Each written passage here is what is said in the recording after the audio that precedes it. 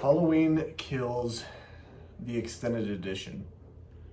What are my thoughts on it?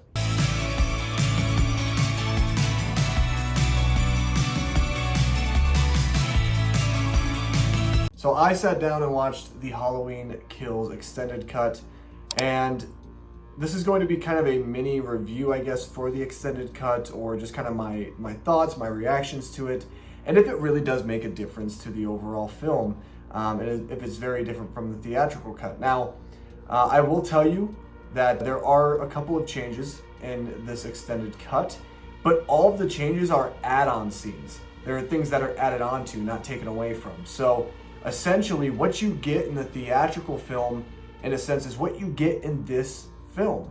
And I'm gonna tell you that right away, because I don't want you going in thinking that the extended cut is going to be something that is, you know, a grandiose of a difference, or it really kind of changed the entire dynamic of the film. It doesn't do that. It's got a couple more added things that I think a lot of nostalgic Halloween fans will love, like myself. It also adds some things, I guess, for more context, or I guess to make it, to let it make sense to the overarching story, and kind of some different plot points and beats. So there's one thing in particular that I really liked about this extended cut, and that is that there is a scene in this film with Lonnie as a kid where Michael is stalking him like the Shape stalked Laurie. I loved that. It brought me back to the core basics of the original Halloween, what I love about the original Halloween. And that in particular was really kind of almost a wink and nod to the audience from David Gordon Green and the filmmakers. And I actually really appreciated that. It felt natural to the story of who Michael was, and also kind of goes into a little bit of his growth and his development from, 40 years later in the time period that this movie takes place in 2018.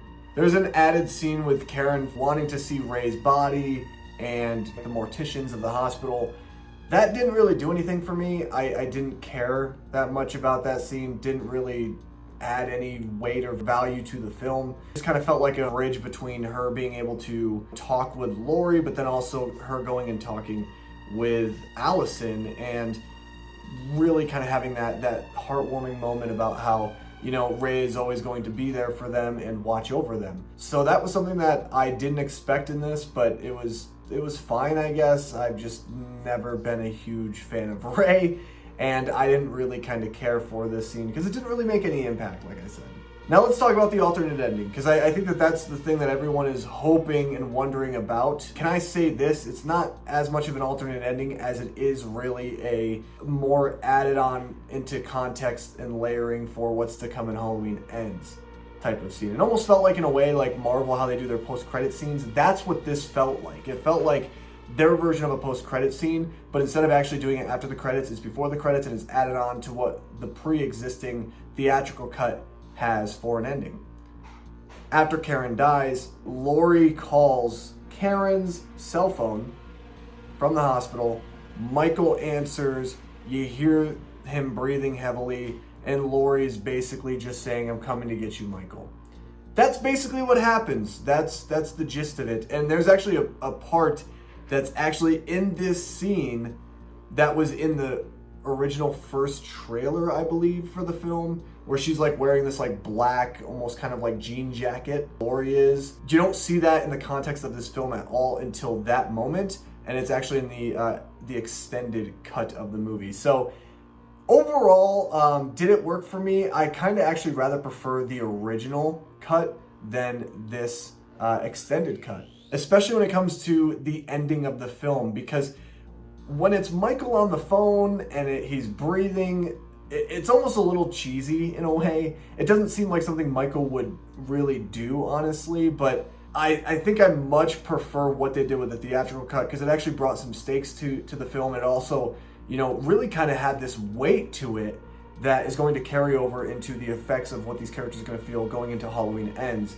So it's hard for me to say that I really enjoyed the extended cut. There's one little thing in the extended cut that I actually really do like a lot that's going to make me lean kind of more towards watching the extended cut. Other than that, I think the extended cut and the theatrical cut are very, very much similar in weight and in substance. And so there's also, I guess there's also a couple more kills in the extended cut with the mob attack scene, them trying to kill Michael.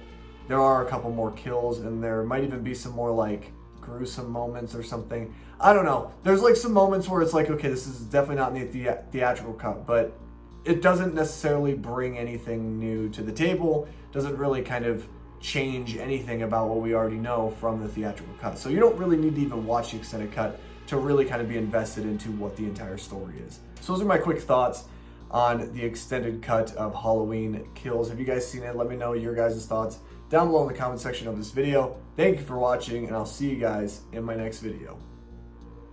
Bye.